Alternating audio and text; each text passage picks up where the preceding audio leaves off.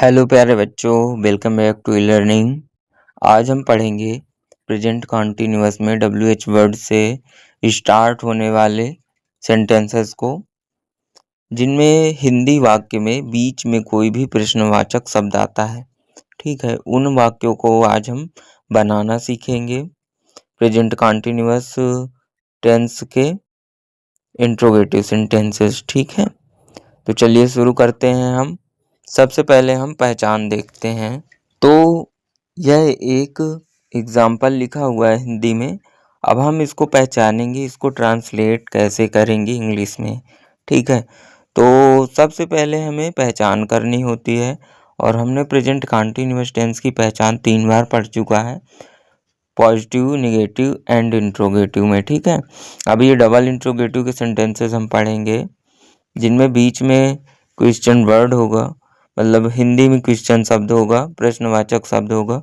तो देखिए, इस वाक्य में सबसे पहले हम देखेंगे वाक्य के अंत में क्या लिखा है, रहे हो। तो रहा है, रही है, रहे हैं, ये किस टेंस में शब्द आते हैं वाक्य के अंत में? प्रेजेंट कॉन्टिन्यूअस में। ठीक है, तो ये हमें पता चला कि प्रेजेंट कॉन्टिन्यूअस टेंस का वाक्य है। इसके बाद हम क्या करेंगे, 3 चीज़ें और देखेंगे कि क्या है, पॉजिटिव है कि नेगेटिव सेंटेंस है या फिर इंट्रोगेटिव है। तो यह पॉजिटिव नहीं है, क्यों? क्योंकि इसमें प्रश्नवाचक चिन्ह लगा हुआ है लास्ट में। यह नेगेटिव भी नहीं है क्योंकि इसमें नहीं का प्रयोग नहीं हुआ है।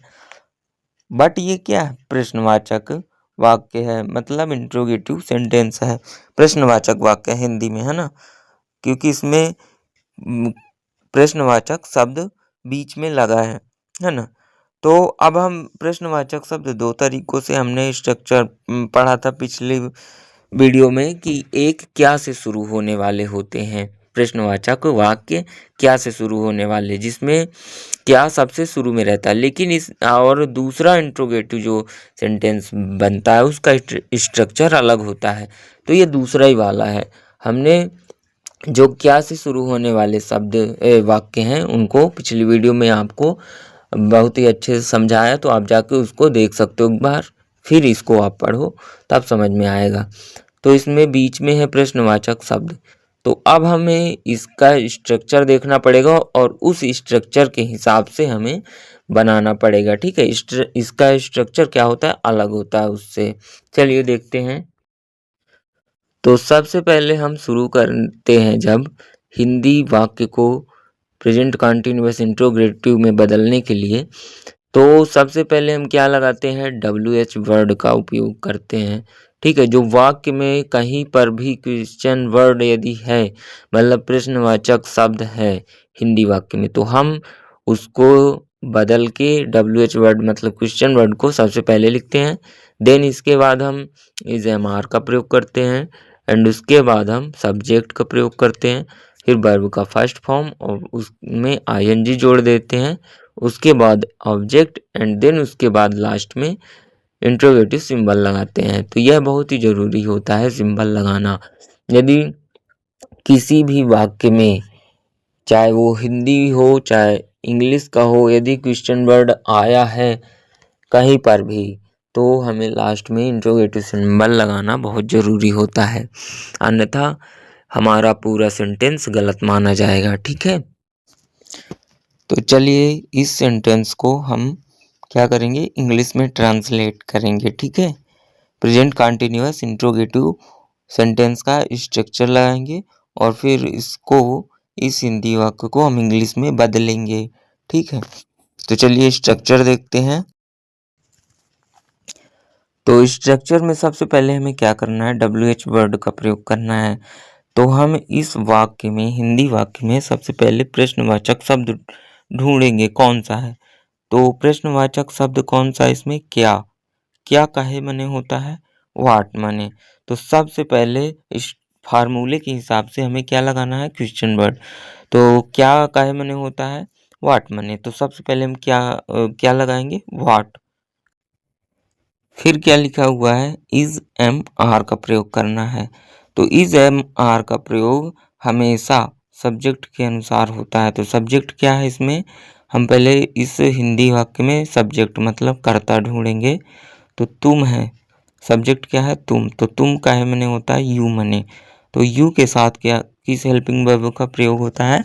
आर का। तो कौन सी हेल्पिंग वर्ब लगेगी इधर? आर। अभी सब्जेक्ट का यूज नहीं करना क्योंकि फॉर्मूले में हेल्पिंग वर्ब लिखा हुआ पहले, ठीक है। तो हम किस का प्रयोग करेंगे? हेल्पिंग वर्ब का, आर का प्रयोग करेंगे। देन उसके बाद क्या करना है? हमें सब्जेक्ट लिखना है। तो सब्जेक्ट तो हमें पता है कि क्या है? तुम है ना, यू। तो अब हम किसका उपयोग करेंगे? किस वर्ड का? यू का। फिर है वर्ब। तो वर्ब यहाँ क्या है? करना। तो करना का माने होता है डू, मीन्स करना होता है ना। और हमें वर्ब का फर्स्ट फॉर्म यूज करना है, मतलब डू ही लगेगा। और डू के साथ क्या लगेगा? आईएनजी जोड़ देना है। तो क्या बन जाएगा? डूइंग।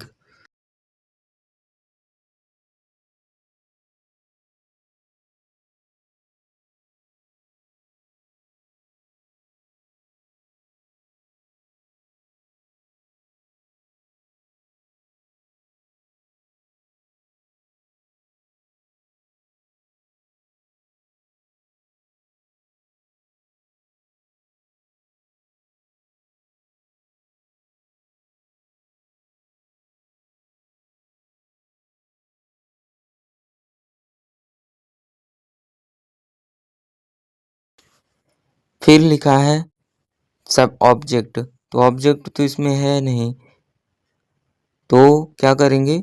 छोड़ देंगे। लेकिन उसके बाद क्या है? प्रश्नवाचक इंट्रोगेटिव सिंबल है, मतलब प्रश्नवाचक चिन्ह। तो उसको जरूर लगाएंगे हम, ठीक है। इसमें लिखा ना फॉर्मूले में प्लस इंट्रोगेटिव सिंबल, तो उसको लगाना जरूरी है। जो नहीं उसको छोड़ देना है और बाकी जो है उसको लगाना है, क्योंकि वाक्य में जितने शब्द हैं उनका तो ट्रांसलेट हो गया है ना। अब डूइंग लिखा है तो हम समझ जाएंगे प्रेजेंट कंटिन्यूअस का है, रहे हो आ गया, और कर रहे हो डूइंग मीन्स हो गया, क्या मतलब वाट हो गया, यू मतलब तुम हो गया, और आर हेल्पिंग वर्ब हो गई, ठीक है। तो इस तरह यह सेंटेंस इंग्लिश में पूर्ण रूप से बन गया। इधर हमें क्या लगाना है? सिंबल लगा देंगे, बस हो गया। तो इस तरह हम इंग्लिश में प्रेजेंट कंटिन्यूअस इंट्रोगेटिव सेंटेंसेस को तैयार करते हैं, बनाते हैं। चलिए एक और एग्जाम्पल के थ्रू समझते हैं। वह कहाँ जा रहा है? तो इस वाक्य को हम सबसे पहले क्या करेंगे? पहचानेंगे कि किस टेंस का है। तो रहा है यूज है तो प्रेजेंट कंटिन्यूअस का है। एंड बीच में क्या लिखा है? कहाँ, प्रश्नवाचक शब्द है, मतलब इंट्रोगेटिव सेंटेंस है। तो इसको बनाने के लिए सबसे पहले हम WH वर्ड का प्रयोग करेंगे। तो वाक्य में कहाँ शब्द है, तो WH वर्ड यही है, क्वेश्चन वर्ड, मतलब प्रश्नवाचक शब्द। तो कहाँ का है मैंने होता है वेयर, तो वेयर का यूज सबसे पहले होगा, वेयर। उसके बाद हमें इज एम आर का प्रयोग करना है। तो हम पहले सब्जेक्ट ढूंढेंगे क्या है, फिर उसके हिसाब से हेल्पिंग वर्ब लगाएंगे। तो वह है सब्जेक्ट। तो वह का माने होता है ही, माने यहाँ ही का प्रयोग होगा क्योंकि लड़के के लिए है। जा रहा है मतलब कोई लड़का, तो ही लगाएंगे, है ना। तो ही के साथ क्या लगता है? कौन सी हेल्पिंग वर्ब? इज। तो इज लगेगी इधर क्योंकि सब्जेक्ट नहीं है, पहले हेल्पिंग वर्ब हमें फार्मूले में लिखा है यूज करना है, तो इज लगेगा। फिर उसके बाद लिखा हुआ है सब्जेक्ट यूज करना है। तो हम तो सब्जेक्ट ढूंढ चुके हैं, ही है वह, तो ही का यूज करेंगे, ही लगा देंगे। फिर इसके बाद सब्जेक्ट के बाद वर्ब ढूंढना है हमें। तो जाना वर्ब है इसमें, और जाना का मैंने होता है गो मीन्स। तो गो के साथ क्या लग जाएगा? आईएनजी। फर्स्ट फॉर्म गो होता है, तो उसके साथ आईएनजी लगाएंगे तो गोइंग हो जाएगा। अब फिर है ऑब्जेक्ट। तो ऑब्जेक्ट तो है नहीं, यदि मान लो पूछा होता वह क्यों स्कूल जा रहा है, तो स्कूल जो होता ऑब्जेक्ट में आता, बट इधर कुछ और नहीं है। तो बस हमें इतना लिख के फिर उसके बाद क्या है? प्रश्नवाचक चिन्ह, तो उसको लगा देना इंट्रोगेटिव सिंबल, बस हो गया हमारा, तैयार हो गया। तो इस तरह हम प्रेजेंट कंटिन्यूअस इंट्रोगेटिव के हिंदी वाक्यों को इंग्लिश में ट्रांसलेट करते हैं। Thank you. हम आशा करते हैं कि आपको यह वीडियो पसंद आई होगी, समझ में आई होगी। यदि नहीं समझ में आई और जहां नहीं समझ में आया तो हमें कमेंट में ज़रूर बताएं। Thank you very much. मिलते हैं नेक्स्ट वीडियो में। Thank you, bye, tata, see you.